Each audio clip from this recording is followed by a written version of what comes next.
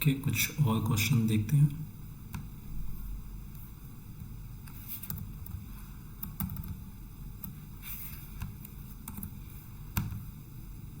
ये क्वेश्चन है question number 98।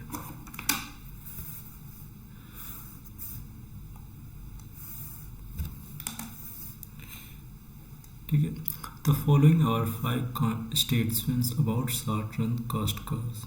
ठीक है, शॉर्ट रन कॉस्ट कर्व की बात करते हैं। ऑप्शन देख लेते हैं। Marginal cost curve cuts both short run average cost curve and average variable cost curve at the lowest point. हाँ, ये सही बात है। एमसी जो है हमेशा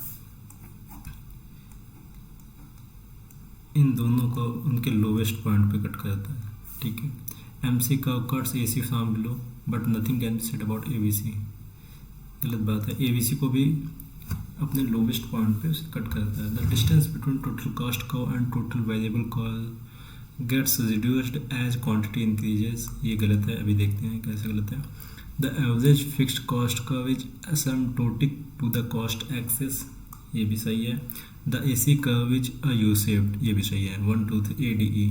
सो this is the correct option. ठीक है, ऑप्शन सी देखते हैं क्यों गलत है।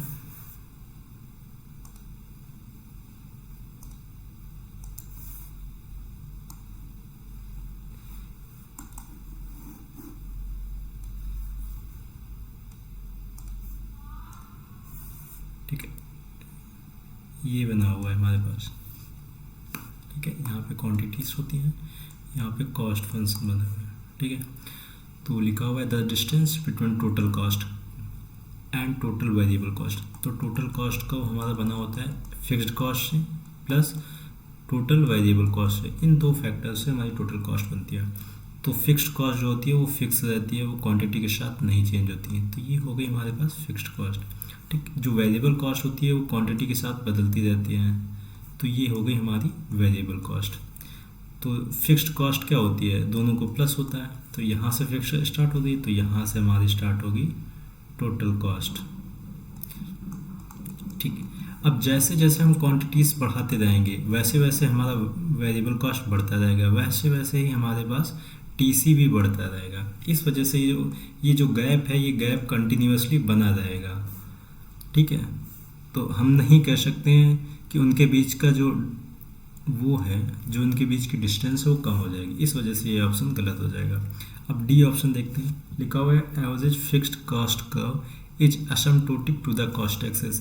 एसिम्प्टोटिक का मतलब होता है एक्सिस को टच नहीं करना चाहिए, क्लोज, एक्सिस के क्लोज तो जाए बट टच ना करे, उसे बोलते हैं एसिम्प्टोटिक। ठीक है, तो एवरेज फिक्स्ड कॉस्ट कर्व कैसे बनता है, लगभग इस तरीके से बनता है। तो जैसे जैसे आप क्वांटिटी बढ़ाते जाओगे वैसे वैसे आपकी एवरेज फिक्स्ड कॉस्ट कम होती रहेगी बट कभी भी टच नहीं करेगी। इस वजह से ये जो AFC है, जैसे उसने बोल रखा है कॉस्ट एक्सिस पे, तो ये कॉस्ट एक्सिस को भी कभी टच नहीं कर सकता है, क्योंकि फिक्स्ड कॉस्ट अगर कभी भी 0 यूनिट होगी तो AFC जो होगी वो क्या हो जाएगी, वो इन्फिनाइट हो जाएगी। तो कभी भी AFC टच कर ही नहीं सकती, चाहे 0 क्वांटिटी हो चाहे कितनी भी क्वांटिटी हो। इस वजह से जो स्टेटमेंट डी है, AFC जो है एसिम्प्टोटिक होता है अपने कॉस्ट एक्सिस के, वो सही बात है। AC का U shape, AC, MC, AVC ये सभी का यू शेप होते हैं। इस वजह से इसका जो सही आंसर होगा ऑप्शन नंबर